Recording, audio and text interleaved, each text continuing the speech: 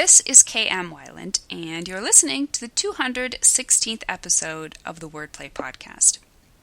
Amidst all the excitement of launching Structuring Your Novel and finishing Storming's first draft, I almost forgot to share a fun little bit of news. As you may remember, the Japanese and Korean language rights for outlining your novel were purchased earlier this year.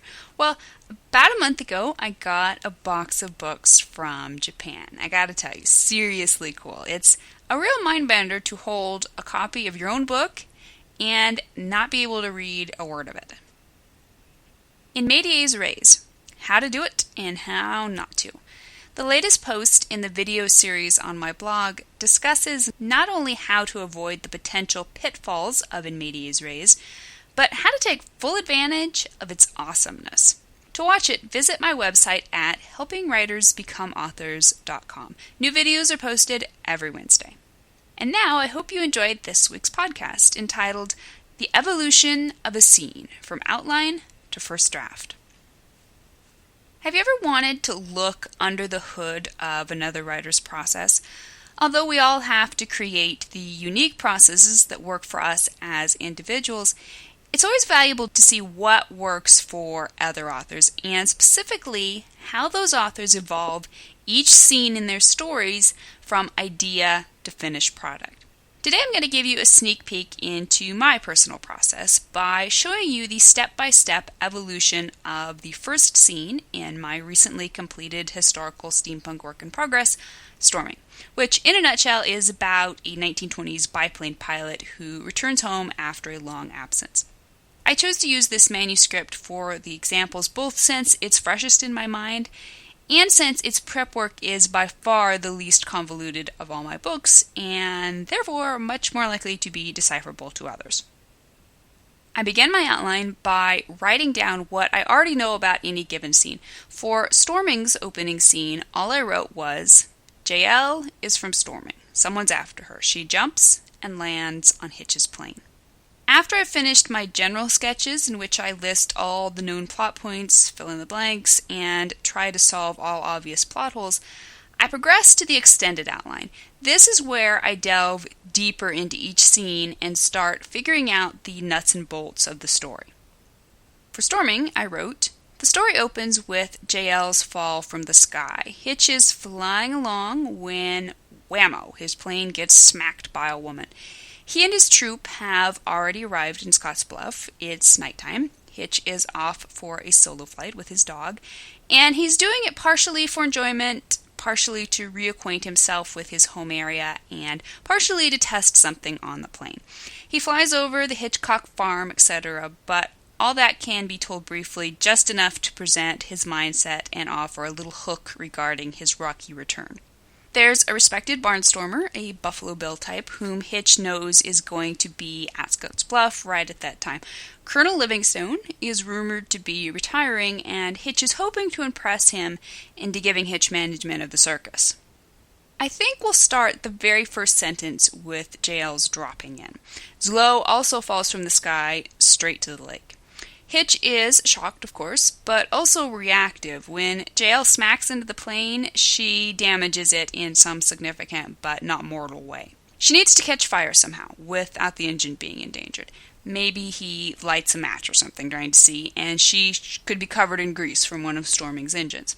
She catches dramatically on fire, loses her grip on the plane, and topples off, landing rather conveniently in Lake Minotaur or possibly some smaller pond as the geographic needs dictate. So, Hitch takes a few minutes to get a grip on himself. Then, of course, because he fears for the life of this strange woman, he buzzes low over the lake trying to find her.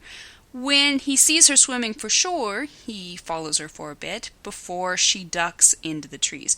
Then he has to move on and find some place to land.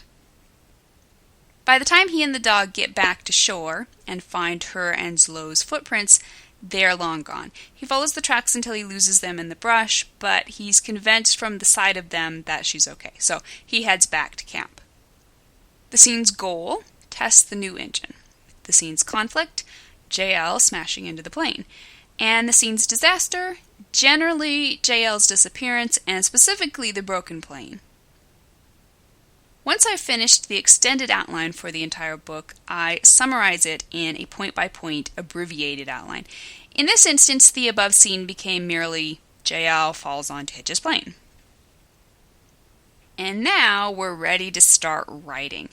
Our little seed of an idea is about to stick its first green bud above ground.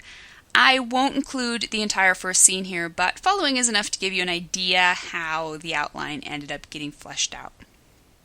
Flying a biplane, especially one as rickety as a war surplus JN-4D, meant being ready for anything. But in Hitch's 13 years of experience, this was the first time anything had meant a body falling out of the sky smack onto his fuselage. The Jenny's tail ducked hard, and the new Hisso engine Earl had just installed whined and whirred. The tail slewed to the right, and the whole thing started to sideslip. In the front cockpit, pilot turned around, 4 paws on the back of the seat, brown ears blowing in the wind, yapping his head off. Below stretched the long metallic sheen of a brand spanking new leg, presumably from irrigation runoff that had somehow appeared during the 9 years since he'd left home.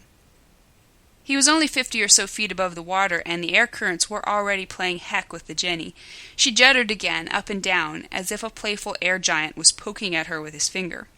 He hit the pedal for right aileron to try to correct the turn and pulled on the stick. The Jenny dragged her nose back up, propeller chewing through the darkness. The engine whined, but she was likely just complaining on principle, since this new Hisso was supposed to have power to spare. The wind blasted past his leather helmet and tore away all chance at hearing what was going on behind him. Judging from the sludgy feel of the stick, whatever had hit him was still back there.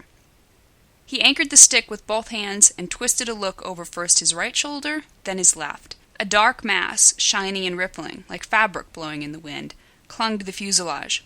He turned farther. The mass moved. A hand emerged from the fabric and glowed white in the streaks of moonlight. The hand reached farther, scrabbling for a handhold against the red-painted balsa wood. And then a grease-streaked face emerged, hair blowing, eyes wide, mouth open.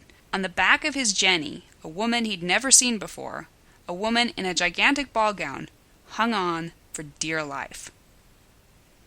Even I don't know how the final product is going to end up looking. You'll just have to remember to read the book when it comes out in a few years. But based on all my previous books, the final draft is sure to look quite a bit different from how it does now. It'll be edited, back-checked, and rewritten within an inch of its life, probably. So, what's the takeaway here? Well, aside from just being a demonstration of my personal writing process from outlined first draft, it should be a reminder that every scene in every story is an evolution. If your latest draft isn't looking quite up to snuff in comparison to that bestseller you just finished reading, don't worry about it. Even bestsellers have to start out as seeds. Thank you for listening to the Wordplay Podcast. To read a transcript of this episode, you can visit my website at helpingwritersbecomeauthors.com. And be sure to check back again next week.